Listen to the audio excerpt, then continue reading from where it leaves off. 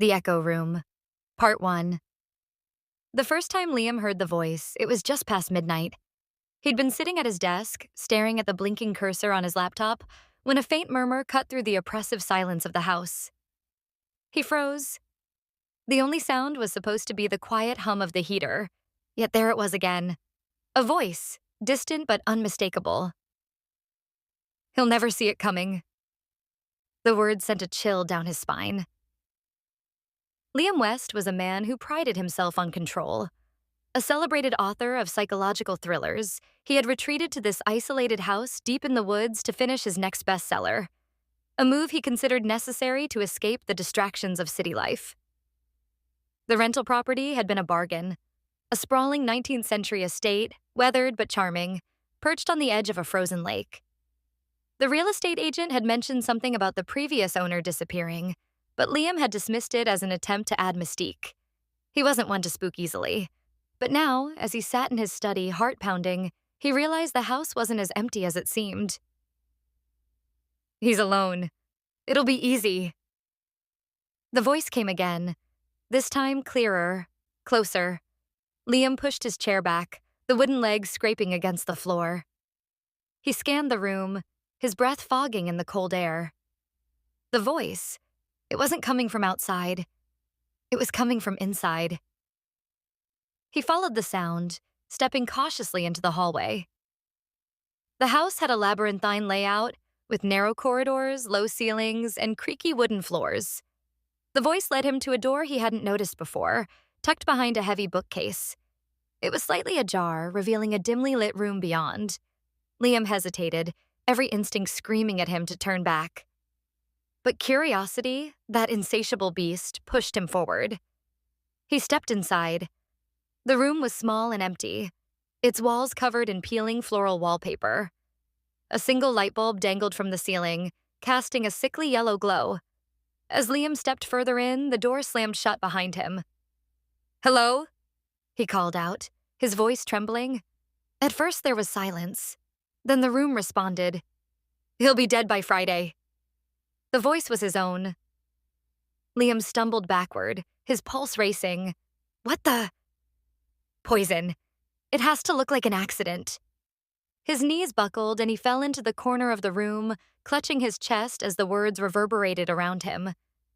They weren't just echoes. They were conversations. And they were happening in his voice, but from a time that hadn't yet come. For the next hour, he sat frozen in the corner, unwilling to leave, unwilling to stay. The room stayed silent, as if mocking him. Eventually, he mustered the courage to leave, slamming the door shut and shoving the bookcase back into place. But the damage was done. Over the next few days, Liam tried to convince himself it was a hallucination. The isolation, the pressure of finishing the novel, it was all getting to him. But the more he tried to dismiss it, the more the voices returned. Each night, he would hear more fragments of the conversation. The details were chillingly specific. Slip it into his coffee. He drinks it black, no sugar.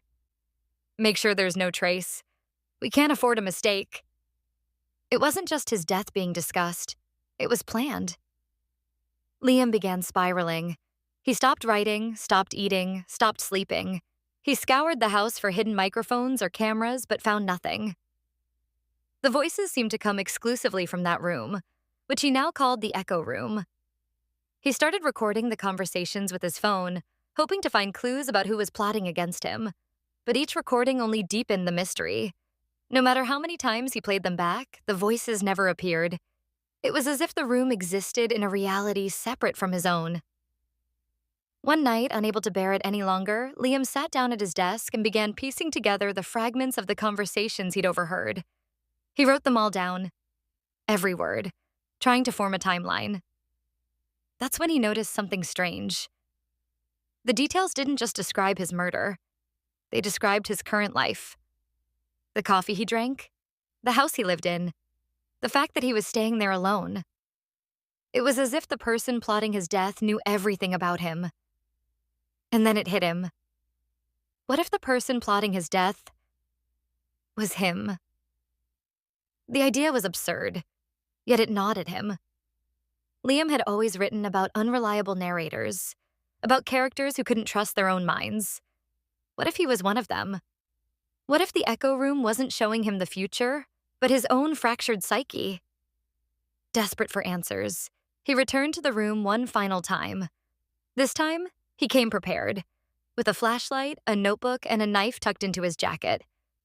As he stepped inside, the door slammed shut behind him, just like before. But this time, he wasn't afraid. "Show me," he demanded. The room obliged. "It's almost time." The voice was his again, but this time it was accompanied by another. A second voice, low and gravelly. "He won't fight back. Writers never do." Liam's blood ran cold. He recognized the second voice. It belonged to someone he hadn't seen in years. His brother. The realization hit him like a freight train.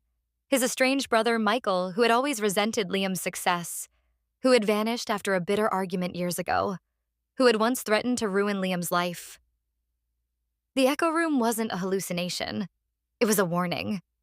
Liam bolted from the room, his mind racing. If the voices were telling the truth, he had less than 48 hours to stop his own murder. But as he reached for his phone to call the police, he heard footsteps on the porch. Someone was already here, and they weren't alone.